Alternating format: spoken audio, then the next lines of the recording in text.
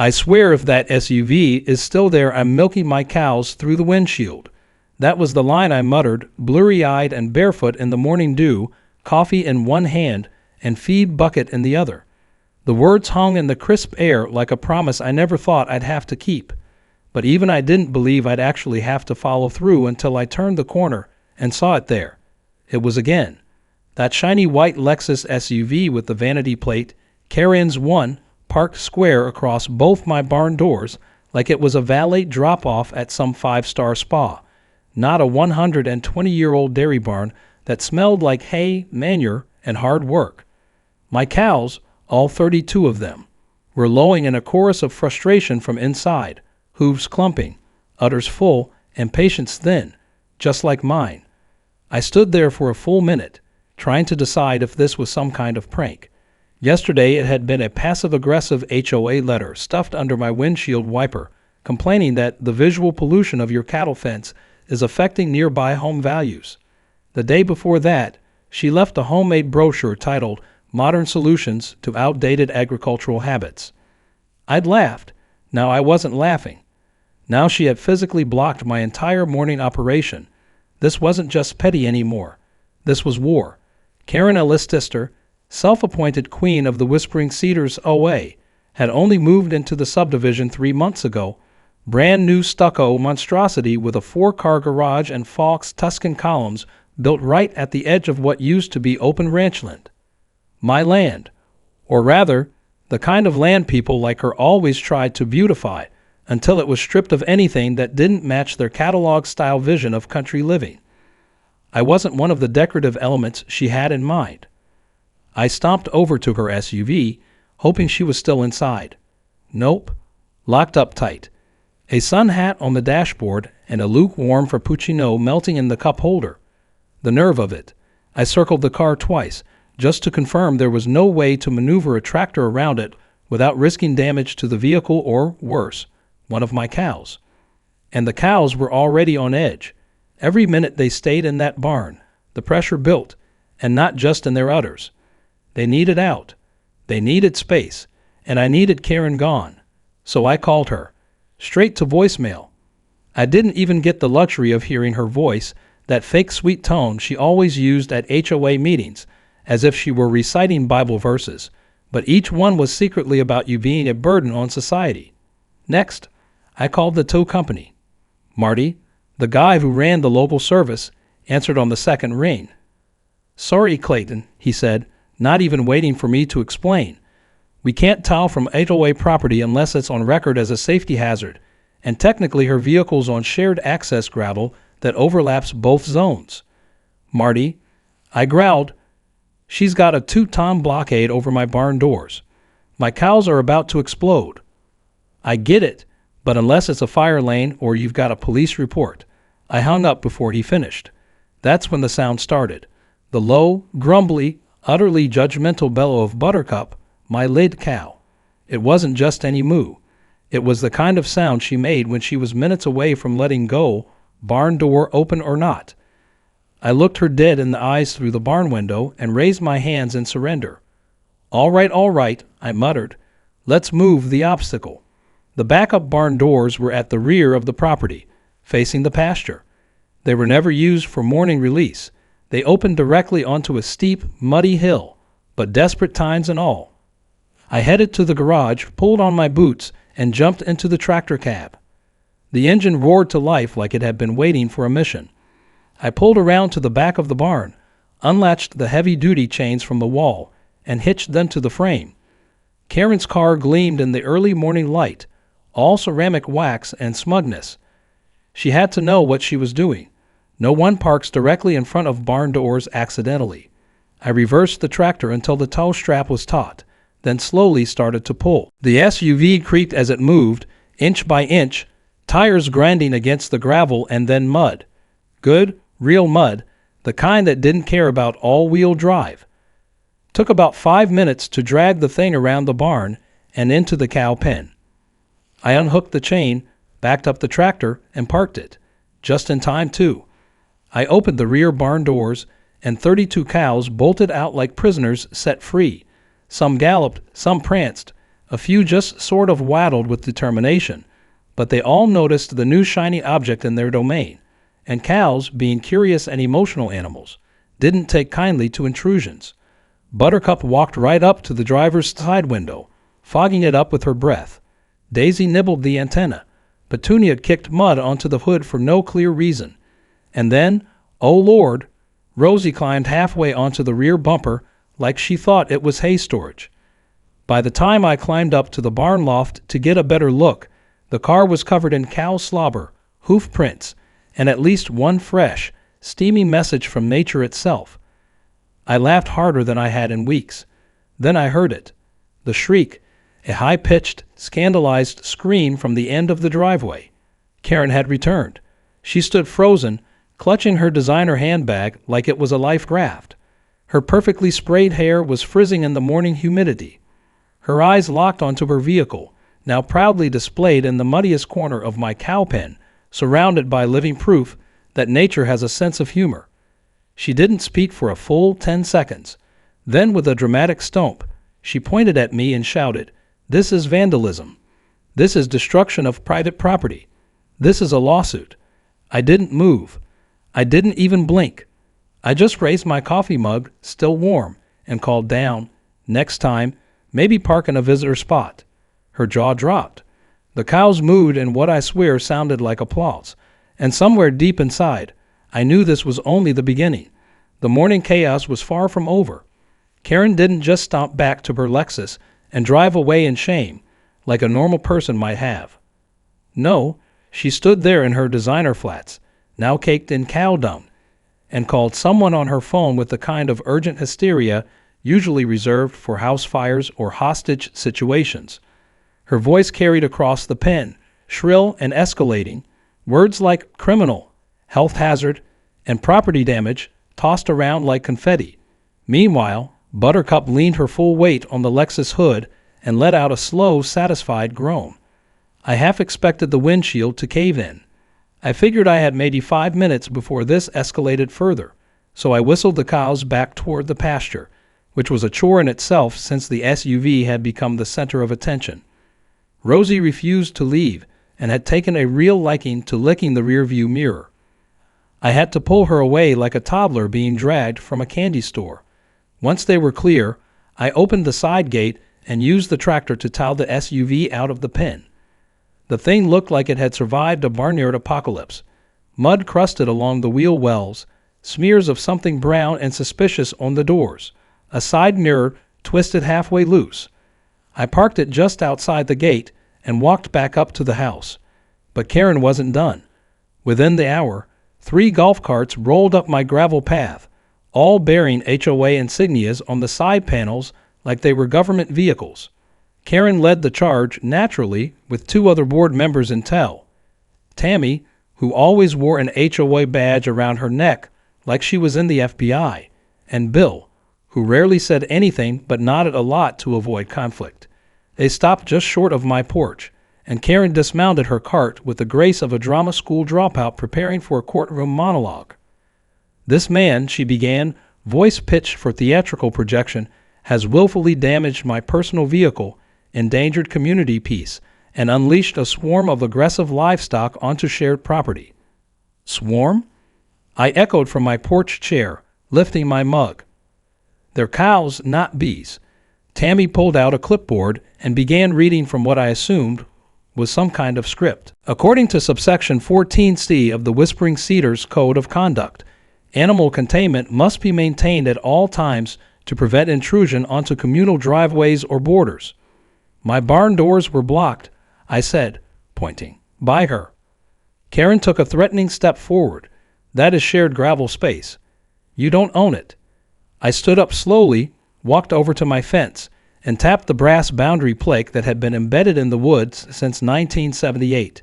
"Actually, I do. Every inch up to that water meter.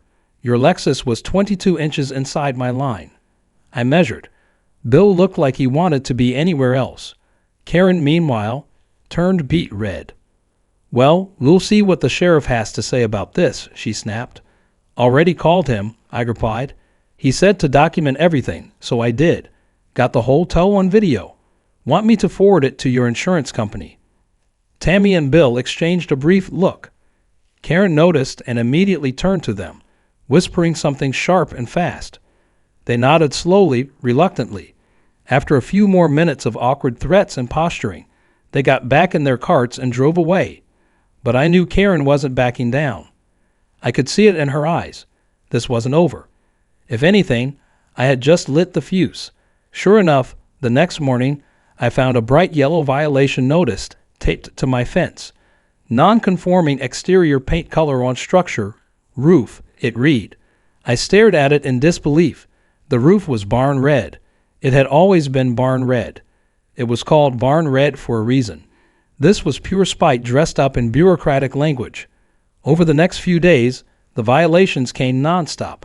Excessive noise before 8:00 a.m., which I assumed referred to my rooster Roosevelt. Improper signage. Apparently, my hand-carved welcome sign now offended community standards. Another for unapproved outdoor structures, aimed at my chicken coop that had been there since the early 90s. It was a blitzkrieg of pettiness.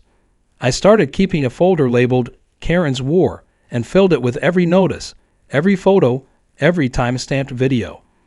I even installed an extra trail cam by the driveway. But the best piece of evidence came on day 4, when Karen brought in reinforcements. That morning, I woke up to find a guy in a cheap security uniform standing at the entrance to my property.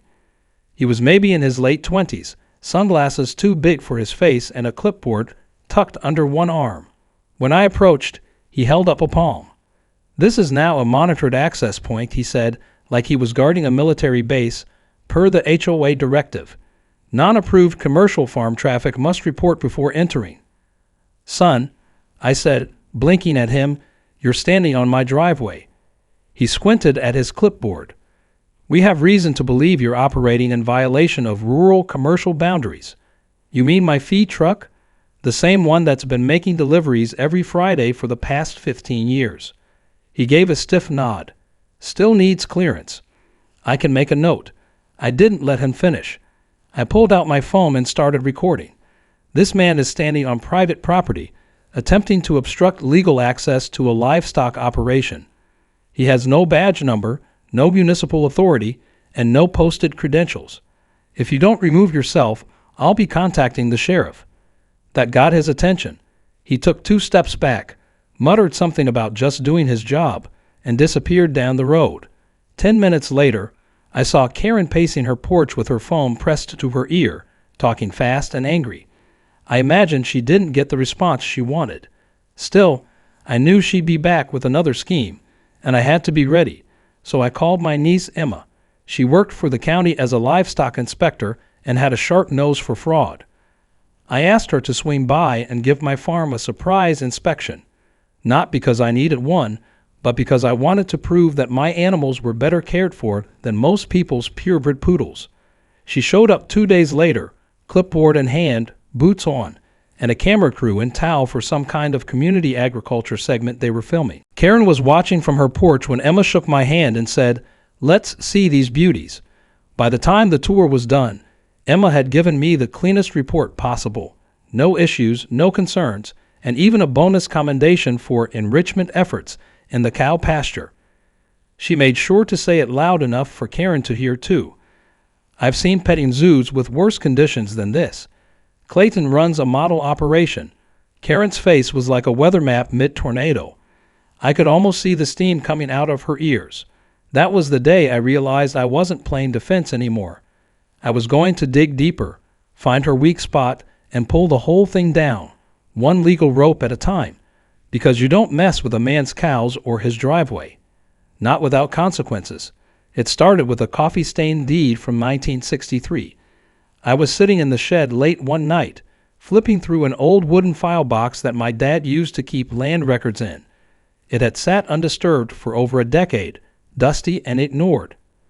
I didn't expect to find anything new, but with Karen escalating things by the hour, I figured it wouldn't hurt to refresh myself on my boundaries and rights. I was looking for anything that could help me put a lid on her madness, or at least slow it down. And that's when I found it.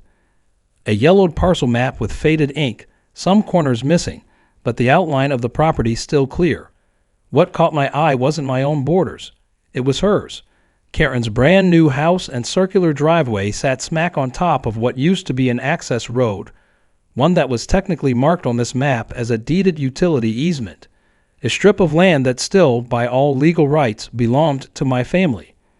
At first, I thought maybe the subdivision had bought it out and updated the records, but when I pulled the county parcel registry and checked online, the easement was never officially removed, never even mentioned in the HOA's original development plan.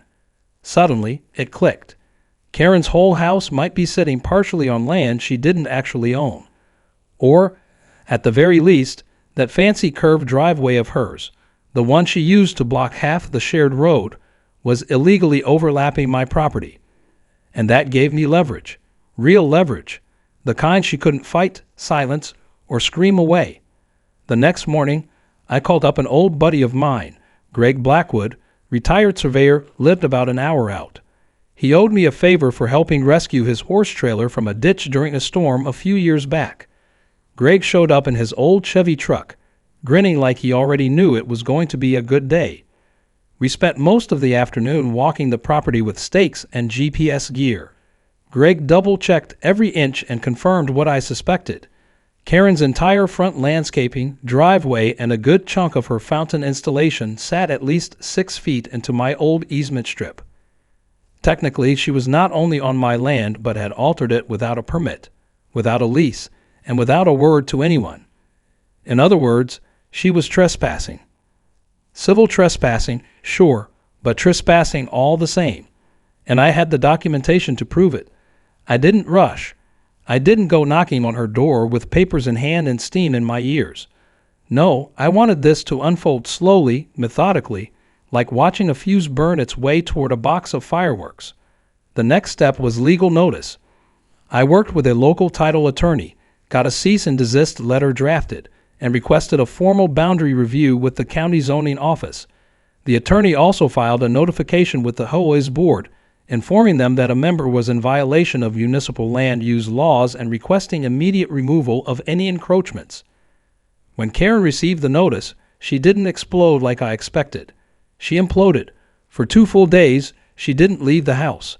No HOA patrols. No violations taped to my gate. No mall cop security guards with clipboards. The neighborhood felt peaceful for once. Even the cows were confused. But by day 3, the storm reappeared, and it brought reinforcements. Karen didn't just argue, she mobilized. Flyers appeared on mailboxes with bold red lettering reading urgent, farmer disrupting community peace. She held an emergency HOA meeting on her front lawn, complete with folding chairs, lemonade, and a whiteboard labeled Take Back Our Streets. About 15 people showed up, half of them clearly unsure why they were there, the other half just there for the free cookies. I watched from my porch with a cold soda in hand, amused by the sight of her pointing at crude maps and trying to convince people that my cows were domestic terrorists. But the turning point came when she tried to rally the HOA board against me again. Only this time, the cracks started to show. Bill, the quiet nodder, declined to attend the meeting. Tammy, the clipboard warrior, arrived late and stood off to the side with her arms crossed. And then something unexpected happened. Samuel Westworth, the vice president of the HOA and longtime resident of Whispering Cedars, raised his hand and asked a single question. "Karen," he said, "did you get a permit for your driveway extension?" The silence that followed was the loudest thing I'd heard all day. Karen stuttered, tried to change the subject, mumbled something about grandfather clauses, and then quickly moved on to complaining about my tractor again. But the damage was done. Seeds of doubt had been planted. That night, I received an anonymous envelope in my mailbox. No return address, just a plain manila folder. Inside were printouts, screenshots from HOA board group messages, Karen's own words, copied and pasted from private threads. In them, she complained that my land smelled like wet death, called my barn an eyesore, and suggested the HOA should find a way to condemn it for safety reasons. But what stood out most was a message time-stamped 2 weeks earlier, where she said, "I parked in front of his barn on purpose. He needs a taste of controlled society." I read it twice, then a third time. I didn't need to wonder who sent it. Someone on that board had finally grown a spine. Probably Samuel. Maybe even Tammy. Whoever it was, they had just handed me the golden ticket. I passed it along to my attorney, who included it in the file with the county. Then I wrote a respectful, clear summary and dropped off copies of the screenshots to every house on the cul-de-sac. Just the facts. No commentary. No accusations. Just letting the neighborhood see who they had put in charge of their community standards. The results were swift. The very next day, I heard a loud crash around noon. Karen's driveway fountain, the one shaped like a Greek goddess holding a crystal orb, had been smashed to pieces. The HOA had removed it under emergency code compliance, citing illegal encroachment on a non-residential zone. I didn't lift a finger. I just watched through my kitchen window as a crew jackhammered the base out of the ground and carted the debris away in a dump truck. Karen came out screaming, waving her phone, threatening lawsuits again. But this time, no one stopped to listen. A neighbor across the street actually clapped. Later that week, the HOA board quietly posted a notice that they'd be reviewing member conduct and leadership standards. And Karen, she began parking her car in her garage for the first time since she moved in. No more HOA patrols. No more printed notices. Just silence. But I wasn't finished. Not yet. She may have backed off for now, but I knew Karen. She didn't give up. She regrouped. So I prepared the next phase, one that would hit her where it really hurt. Because if she wanted to play hardball, I had just the plan. One involving cows, cameras, and a community event no one would ever forget. The idea came to me one evening while I was out in the pasture, leaning against the fence with Buttercup chewing cud beside me and the sunset painting everything gold. I watched the neighborhood beyond the trees, the perfectly trimmed hedges, matching mailboxes, those synthetic-looking plastic flamingos that Karen had once handed out as part of a mandatory seasonal decor initiative. The contrast between their world and mine was almost comical. She had spent weeks trying to tear down the spirit of this land, and now the neighborhood was starting to turn on her. I didn't just want to win the fight. I wanted to remind everyone why people used to want to live near farms, why the country charm mattered. So I started planning the one thing Karen would never see coming, a community farm day. It started innocently enough. I printed out flyers titled Open Pasture, a day at the farm, neighbors welcome, and tacked them on every HOA-approved bulletin board and mailbox post I could find. I even left one at the clubhouse pool, right next to Karen's laminated list of acceptable towel colors. The flyer promised hay rides, cow milking demonstrations, farm fresh snacks, and a raffle for a year's supply of local eggs. Nothing controversial, nothing political, just a wholesome invitation to enjoy the land Karen had spent months trying to erase. And I made sure to get all the permits beforehand, just in case she tried to shut it down with some bogus regulation. To my surprise, people were excited. More than a few came by in the days leading up to it, asking if they could help set up.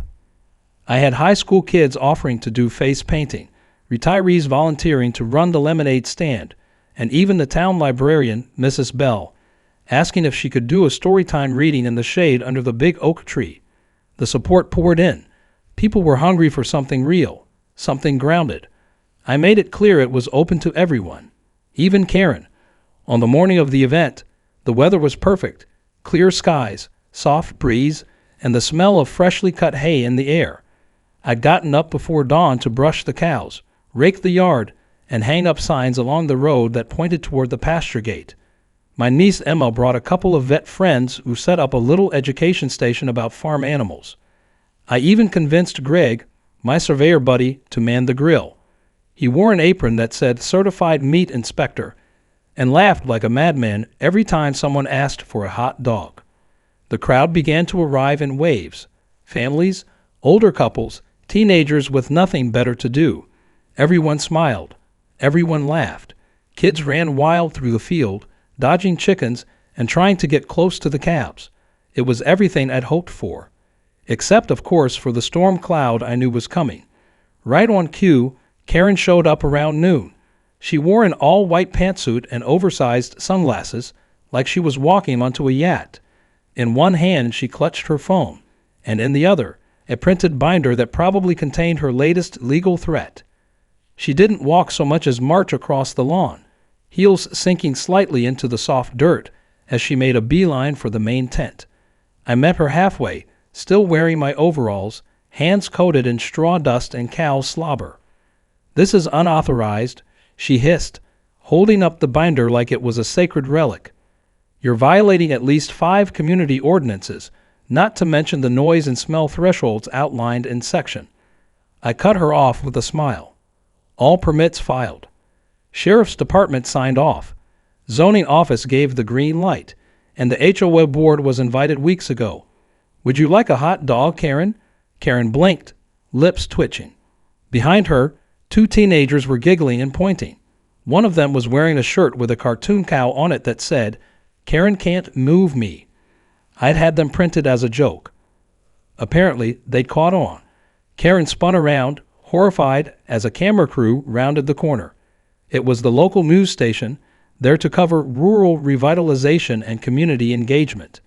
They interviewed me by the old well while a line of children waited to pet a sleepy goat named Buckles. Karen hovered in the background, desperately trying to get their attention, but they ignored her. She made one last attempt to shut it all down by cornering Samuel from the HOA board. I watched from afar as she waved her binder in his face. He stood calm, arms crossed, and after a few minutes, shook his head and walked away. The crowd had already made up its mind. Karen wasn't the voice of the neighborhood anymore. Her authority was gone, her influence fading, and she knew it. But fate wasn't quite done with her. As she stormed across the field to leave, she didn't notice Roosevelt the rooster had wandered onto the trail. She tripped over him, flailing forward, arms flapping like she was trying to take flight. She landed directly into a wheelbarrow full of fresh compost, letting out a squawk that rivaled Roosevelt's own. Gasps turned into laughter. Someone caught the entire thing on video.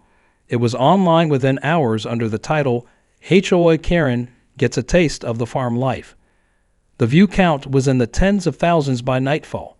She left the event in silence, covered in dirt and rage, her binder bent and smeared with cow prints. No one offered to help her up. That night, as the last guests left and the cleanup wrapped up, I sat back under the oak tree with a cold drink in hand. The cows lay peacefully in the grass. The stars were starting to peek out, and for once the air felt still. No patrols, no complaints, just the hum of crickets and the faint sound of someone laughing down the road.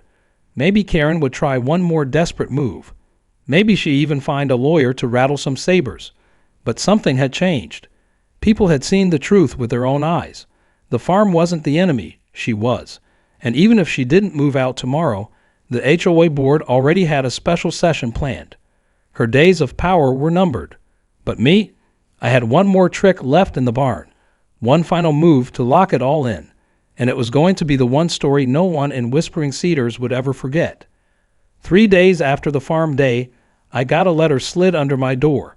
It wasn't from the county or the sheriff or even the HOA. It was from Karen herself. The envelope was white, thick, probably from some overpriced stationery set. Inside was a single sheet of paper, typed out in bold, all CAP's font, like she was trying to shout through the page.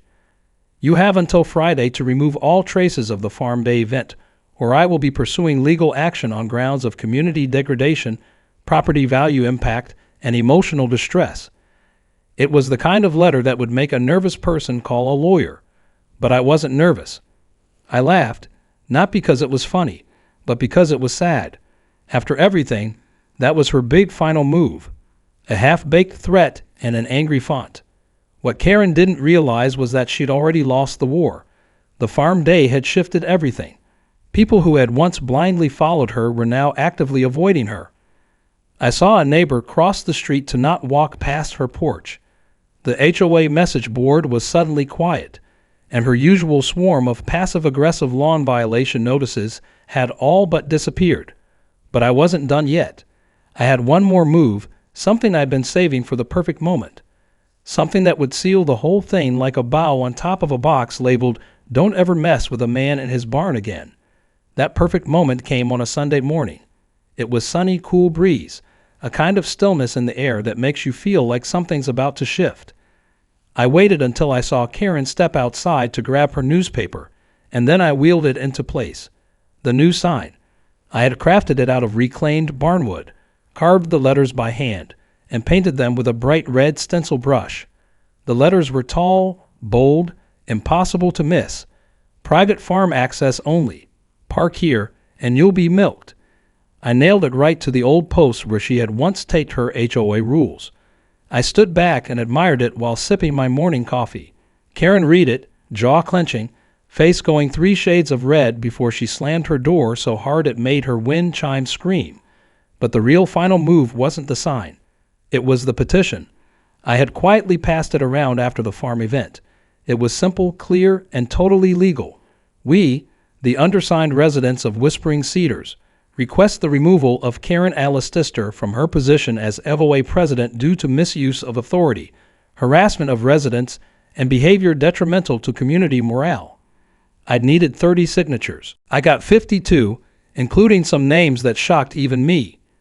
Tammy, Bill, the entire Cooper family, who used to host wine tastings with Karen, even her next-door neighbor Janet, who had once defended Karen's rule book like it was scripture, had signed with a little note beside her name. Enough is enough. I submitted it officially at the next HOA board meeting. Karen was there, of course, dressed like she was running for mayor, pearls and all. She walked in with her usual swagger and stack of printouts, ready to command the room. But the room didn't rise to meet her. They barely even looked her way. I handed the petition to Samuel in front of everyone. He read it silently, then nodded once. Without drama, without theatrics, he folded it, placed it in a folder, and said, "We'll schedule the vote next week." Karen's eyes darted around the room like she was searching for backup. No one moved, not even Bill. She cleared her throat, tried to launch into a speech about dangerous precedents and rural overreach, but Samuel cut her off with a quiet hand. "Karen," he said, "let's just let the neighborhood speak." And speak it did. By the end of the week, the results were posted on the HOA website. 87% of residents voted for her removal, effective immediately. Karen was no longer president. She didn't take it gracefully. She didn't hold a farewell speech. She didn't even post one of her long-winded bulletins. She simply vanished for 3 days. No one saw her leave the house. Then one morning, a moving truck pulled into her driveway. Over the next 6 hours, they loaded her furniture, artwork, her porch urns, even the remains of the shattered fountain she'd insisted on keeping. I watched from the same fence I'd leaned on with Buttercup the night the idea first came to me. When she finally emerged, sunglasses on, lips tight, she didn't look at anyone.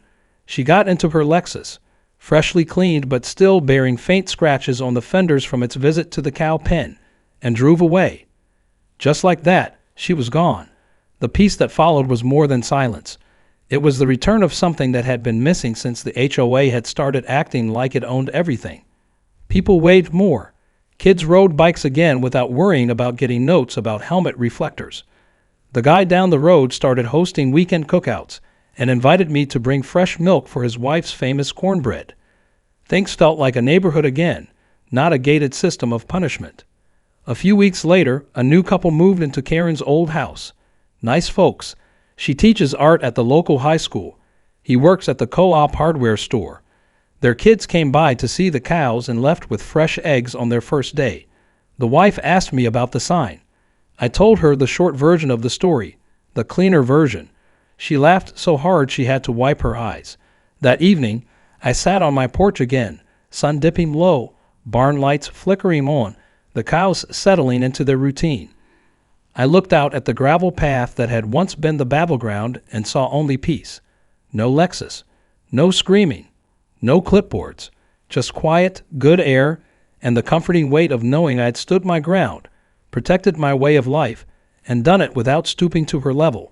The old towel strap I used on her car still hung on a hook inside the barn, just above the milking station. Not as a warning, just a reminder that sometimes the only thing standing between chaos and calm is a farmer with a tractor, a sense of humor, and a whole lot of cows. And if any future HOA president ever forgets that, well, I still have that sign, and the cows never forget.